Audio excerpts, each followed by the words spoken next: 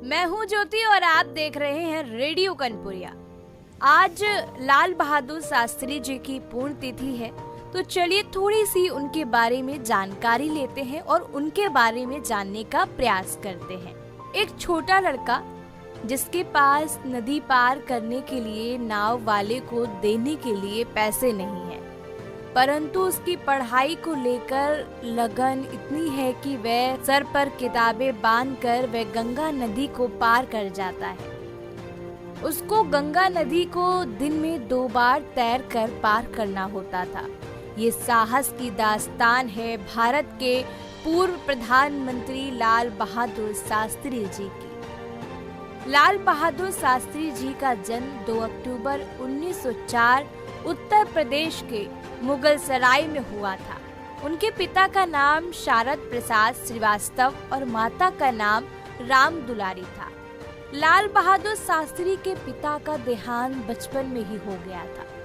उसके बाद वह घर की पूरी जिम्मेदारी उनकी माँ उठाती थी। लाल बहादुर शास्त्री बचपन से ही पढ़ने में काफी होशियार थे, जिस वजह से उन्हें स्कॉलरशिप के रूप में 3 रुपए भी मिलते थे।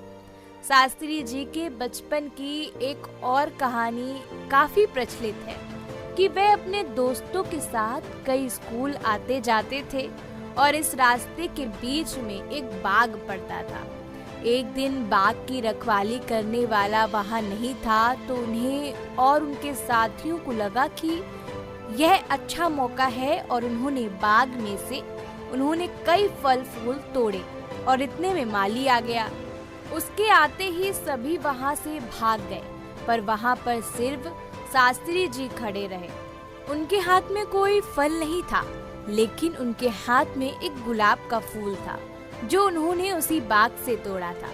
माली ने इस हालत में देखकर उन्हें एक तमाचा जोर का मारा। तमाचा लगते ही वे तेजी से रोने लगे और उन्होंने मासूम लहजे में कहा कि तुम नहीं जानते, मेरे पिताजी नहीं हैं, फिर भी तुम मुझे मारते हो, दया नहीं करते मुझ पर। शास्त्री जी को लगा कि इस बात को कहने से माली की ओर से उन्हें सहानुभूति मिलेगी, परंतु ऐसा कुछ नहीं हुआ, इसका उल्टा ही हो गया।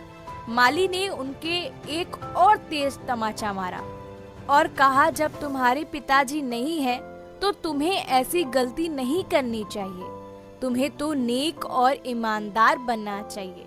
ये बात उनके दिल में घर कर गई। वे भारतीय स्वतंत्रता आंदोलन में 1920 में शामिल हुए।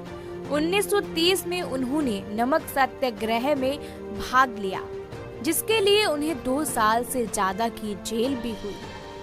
भारत की आजादी के बाद शास्त्री जी उत्तर प्रदेश के संसदीय सचिव बने। इसके बाद वे परिवहन मंत्री भी रहे। इस समय उन्होंने ऐतिहासिक फैसला भी लिया।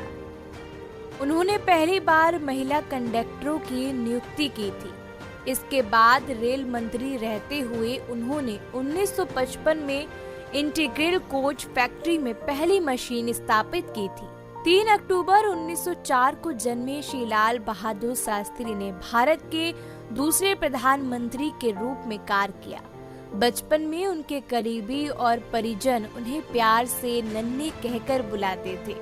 शास्त्री जी ने ब्रिटिश शासन के खिलाफ भारत के संघर्ष में एक स्वतंत्र सेनानी के रूप में महत्वपूर्ण भूमिका निभाई और बाद में हरित क्रांति में एक प्रमुख व्यक्ति के रूप में उभरे, जिसका उद्देश्य कृषि आत्मनिर्भरता को बढ़ावा देना था। अपनी विनम्रता, सादगी, ईमानदारी और सार्वजनिक सेवा के प्रति अटूट संपूर्ण के लिए शास्त्री जी आज भी प्रसिद्ध हैं। उन्होंने भारत पाकिस्तान युद्ध के दौरान प्रसिद्ध नारा जय जवान जय किसान गढ़ा, जिसका उद्देश्य सशस्त्र बलों और कृषि समुदाय का मनोबल बढ़ाना था। 2 अक्टूबर 1904 को जन्मे श्री लाल बहादुर शास्त्री ने भारत के दूसरे प्रधानमंत्री के रूप में कार्य किया। प्रधानमंत्री के रूप में शास्त्री के कार्यकाल का एक प्रमुख आकर्षण 1986 में तंशकत समझौता पर हस्ताक्षर करना था। इससे भारत और पाकिस्तान के बीच युद्ध को प्रभावी ढंग से समाप्त कर दिया।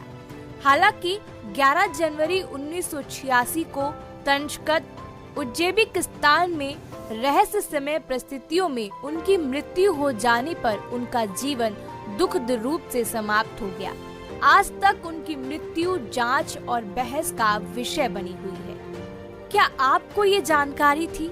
आप मुझे कमेंट बॉक्स में अपनी राय जरूर दें। वीडियो को लाइक कर दीजिए, सब्सक्राइब कर दीजिए ताकि ऐसी जानकारी आप मिस ना कर दें। और हाँ, शेयर जरूर कर दीजिएगा ताकि ऐसी जानकारी और लोग भी जान पाएं।